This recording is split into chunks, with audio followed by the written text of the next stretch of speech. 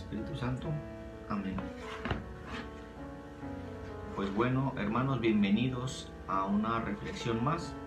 El día de hoy vamos a meditar el capítulo 7, 8 y 9 del Evangelio según San Lucas. Espero todos y cada uno de ustedes se encuentren bien, al igual que de sus familiares, conocidos o amigos. Le pedimos en este día a nuestro Señor para que nos ilumine, para que nos permita entender un poco más su palabra, este gran regalo que nos ha dejado, este legado que ha dejado a la iglesia. Le pedimos pues que nos ayude a comprender y a entender un poco para comenzar a poner en práctica lo que vamos aprendiendo. Bien, pues en el capítulo 7 comienza la escritura hablando de la fe de un pagano. Dice aquí: cuando terminó de enseñar al pueblo con estas palabras, Jesús entró a Cafarnaún. Había allí un capitán que tenía un sirviente muy enfermo, al que quería mucho y que estaba a punto de morir. Este texto que ustedes van a leer en el capítulo 7 es un texto que seguramente les va a resultar familiar, porque en cada celebración eucarística o en cada misa escuchamos decir estas palabras. En este texto pues vemos aquellas palabras que escuchamos todos los días en la Santa Misa, que dice: ¿quién soy yo? Señor, no soy digno de que entres en mi casa, pero una palabra tuya bastará para sanarme. Aquí pues vemos la fe de este capitán, y nuestro Señor pues también ve la gran fe que tiene. Y dice nuestro Señor: habiendo oído hablar de Jesús, le vio a algunos judíos importantes para rogarle que viniera y salvara a su siervo. Llegaron donde Jesús y le rogaron insistentemente diciéndole: este hombre se merece que le hagas este favor, pues ama a nuestro pueblo y ha construido una sinagoga. Una vez que nuestro Señor escucha la fe de este hombre, dice: Jesús quedó admirado y volviéndose hacia la gente que lo seguía dijo: les aseguro que ni siquiera en Israel he hallado una fe tan grande. Vemos pues cómo este capitán tenía una fe extraordinaria, muy grande, enorme, que él afirmaba que no era digno de que el Señor entrara en su casa, pero con una sola palabra que él dijera, este hombre iba a quedar sano, y efectivamente sucedió así. Por eso el Señor afirma que nunca había visto una fe tan grande. Después se nos habla del texto que nuestro Señor resucita al hijo de una viuda.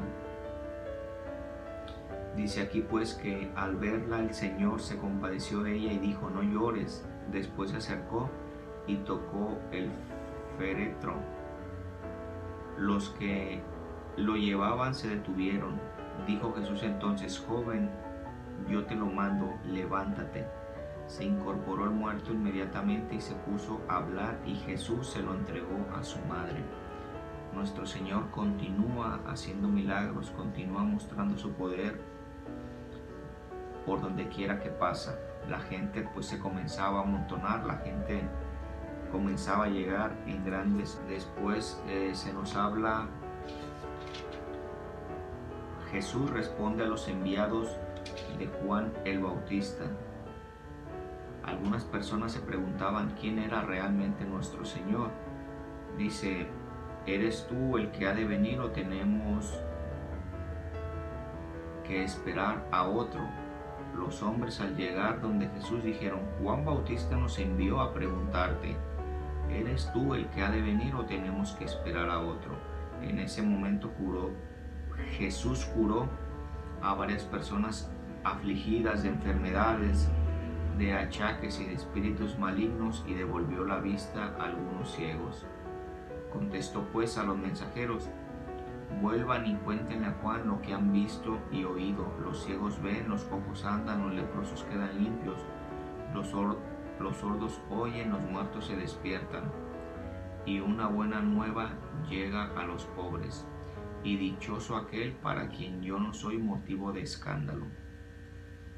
Aquí pues había dudas de quién era nuestro Señor, si realmente Él era el enviado, Él era el Mesías, Él era el Salvador, o había que esperar a alguien más. Y nuestro Señor, haciendo grandes milagros, haciendo grandes prodigios, creo que con esto queda resuelta esta pregunta. Y nuestro Señor dice: vuelvan y cuéntenle a Juan lo que han visto y oído. Es decir, con todo lo que han visto, ¿dudan que yo soy el Mesías? Esa fue la respuesta. El fariseo y la mujer pecadora, en el versículo 36, dice: un fariseo invitó a Jesús a comer, entró en la casa del fariseo y se reclinó en el sofá para comer. En aquel pueblo había una mujer conocida como una pecadora. Al enterarse de que Jesús estaba comiendo en casa del fariseo, tomó un frasco de perfume, lo colocó detrás de él, a sus pies, y se puso a llorar. Sus lágrimas empezaron a regar los pies de Jesús y ella trató de secarlos con sus cabellos. Luego le besaba los pies y derramaba sobre ellos el perfume. Y aquí pues los fariseos y hasta algunos apóstoles le decían al Señor: pero ¿qué estás haciendo, Señor? Es una pecadora. Muchos trataban pues de reclamar a nuestro Señor que la mujer que estaba haciendo todo esto era una pecadora. Y dice aquí: Simón le contestó: pienso que aquel a quien le perdono más. Y Jesús le dijo: has juzgado bien. Y volviéndose hacia la mujer dijo: Simón, ¿ves a esta mujer? Cuando entré a tu casa no me ofreciste agua para los pies, mientras que ella me ha lavado los pies con sus lágrimas y me ha secado con sus cabellos. Tú no me has recibido con un beso, pero ella desde que entró no ha dejado de cubrirme los pies de besos. Tú no me ungiste la cabeza con aceite, ella en cambio derramó un perfume sobre mis pies. Por eso te digo que sus numerosos pecados le quedan perdonados por el mucho amor que ha manifestado. En ocasiones, pues, nosotros también podemos aprender de este texto al pensar que amamos mucho a Dios, pero en ocasiones ya no hacemos oración, asistimos con muy poca frecuencia a misa. En ocasiones no asistimos a la adoración eucarística, donde se hace presente nuestro Señor en cuerpo, alma y divinidad. Ahí está nuestro Señor presente en la hostia consagrada. Mas sin embargo, aunque nosotros no hagamos todo esto, nos es muy sencillo juzgar a los demás y pensar: mira, Señor, pero esta persona va a misa, va a tal grupo y mira cómo es. Mira, Señor, pero aquel hombre que decía conocerte tanto, mira, engañó a su mujer. Mira, Señor, pero aquella mujer que tenía años en algún grupo o apostolado, ahora se ha retirado de todo y se hizo protestante. En fin, en ocasiones estamos solamente viendo el exterior de las cosas, o solamente vemos la pelusa en el ojo de nuestro hermano y no vemos la viga en el nuestro.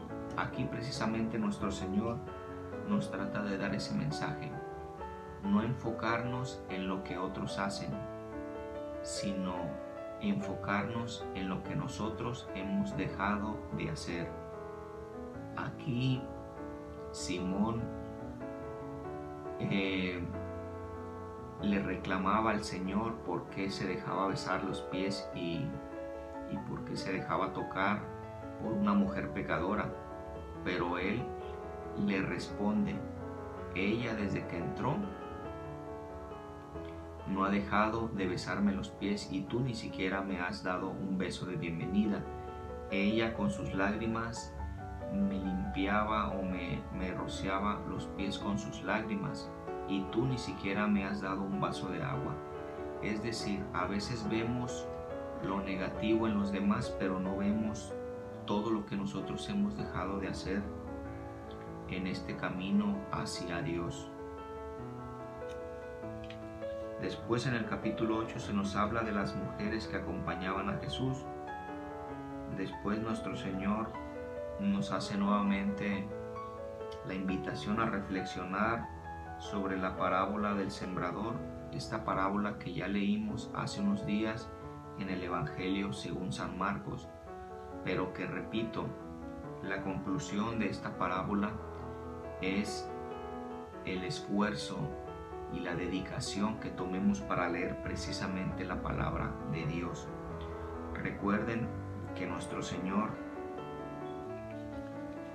explica esta parábola, pero después se la comparte a los apóstoles con mayor profundidad. Le dice a los apóstoles: aprendan lo que significa esta comparación. La semilla es la palabra de Dios. Es decir, en esta parábola se nos habla específicamente de la palabra de Dios. El resumen de esta parábola es la palabra de Dios, que algunos la oyen, pero luego llega el diablo y les quita ese deseo de leerla, así como quizás en este momento algunos la estén leyendo